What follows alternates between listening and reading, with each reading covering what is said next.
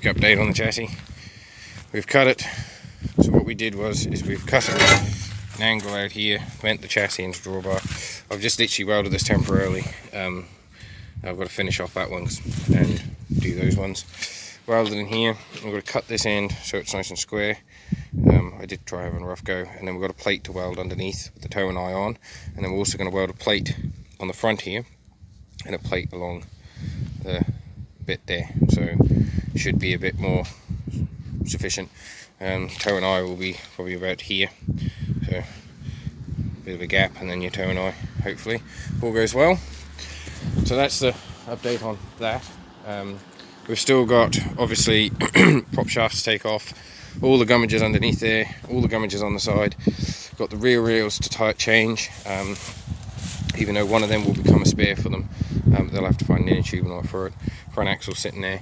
We've got all this crap to take off, these hoses to take off. I'd like to keep some of these hoses just for backups for anything if we need to. Might not be able to, but it would be nice if we could, sort of thing. We'll just see how we get along. Take them off. I'm hoping we might be able to find a hose on here long enough, if we do it right, that'll reach up here to run along the chassis for the spool valve. But we'll see how we get on with that. And then for the steering box side, I'll just shut the shed up because I'm not going to get stuck into this tomorrow. It's going to be a Sunday's job. The trailer's taking priority because thing, but as you can see, we've welded all the side plate on. I've actually welded a gap in here, and so that it, if you wanted to wash it or if water got in there for any reasons, it can go straight through. We've got this mounted the right way, so this would be how you'd sit on the tractor. And we've got this all bolted in, nice and sturdy, got all that bolted in. Yes, this isn't the right width that should have been out to here, but for some strange reason, from when I measured it from when it was sitting there to putting it on the plate when it was here, I managed to lose 10 centimeters, 10 mil. But hey ho, my bad, my mistake, no one else's but my own. We've got this little bracket here to put on for your steering thing. I'm humming and hawing if I'm going to make a stronger one of these, being that this is all pretty sturdy stuff, and actually just weld it onto here directly myself, because I have got some steel, this sort of size steel, which is about, what, I'd say about a mil thicker. I'm thinking about making one identical to these and putting on here so that it's all sturdy dirty. Anyways, getting onto this. So we've bolted this temporarily together, and if I measure, this is just a rough measurement, from there down to there, it is 63 centimeters long. Okay, 630 mil. Don't know if you can see that.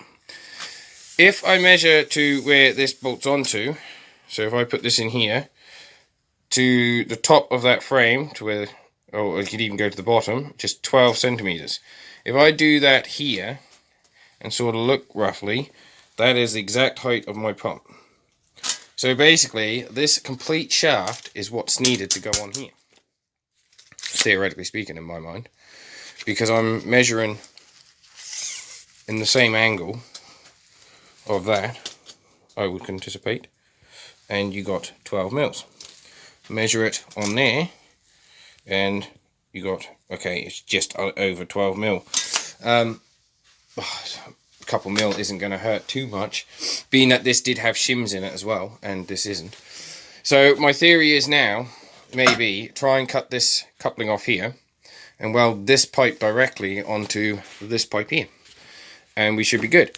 That also means that this shaft length is going to be quite easy to work out, because this is where it runs in here on a bearing. I think it was on a bearing, can't remember.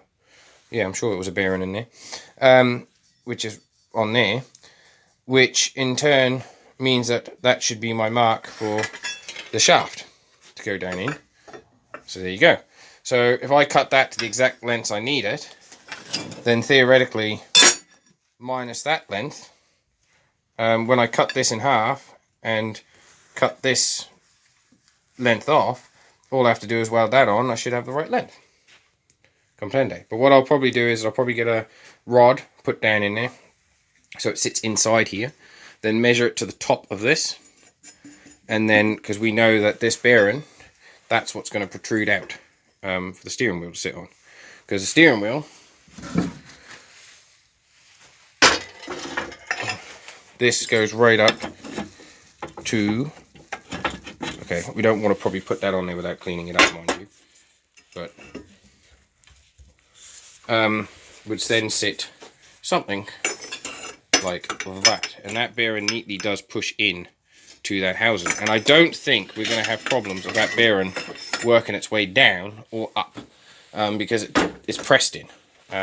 Ideally, yes, I probably could do with having a lip in there of some sort, but to get a lip in there in the exact right spot is going to be hard, and after all, originally they only have a bush in there normally. Okay, you could theoretically, if you yank it hard enough, you could knock the bearing out and pull it out with the steering wheel on, but is that a bad thing? But you're going to have to yank it pretty hard, and I will probably bevel with a chisel just 2 tips of this, so it can't come out. And then if you do want it, what you have to do is just grind the little bevels off. Hey presto, that's my plan. So that's it for now. Sorry it's not a long video, but I've been flat out trying to work on that trailer, and now I'm going to go home and call it quits for the night. Spend a bit of time with the family. Kids are spending the night at their nans and granddads, so I've just literally come out just to weld this up because I had straps and all that on there.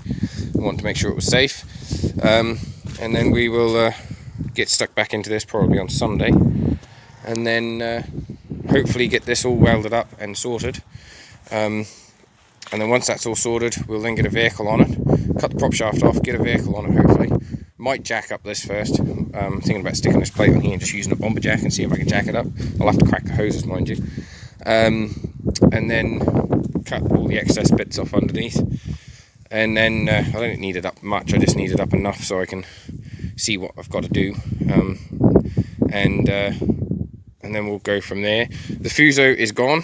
She is gone to the garage. So hopefully on Monday we will find out what the problem is, or if they fixed it. Either or, I guess. We'll go from there. If she's fixed it, then all this stuff in the yard here has got to go to the farm.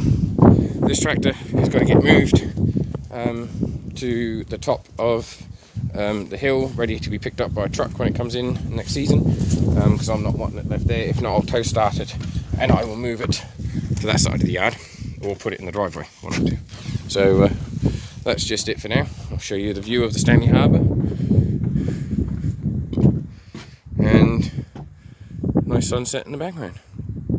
Always a good sunset when you've got a Ford sitting in there, isn't there? So anyway, don't forget to give us a thumbs up, don't forget to comment, and for the inverter welder, I am very impressed with it at the moment. Overly impressed. The only thing I find is that the plugs get hot. Not the plugs on the welder itself, but the actual 3-pin plug. So I don't know if it's, maybe I'm drawing too many amps for the plug to handle, I don't know, but that's a decision for another day. Right, we'll catch you later.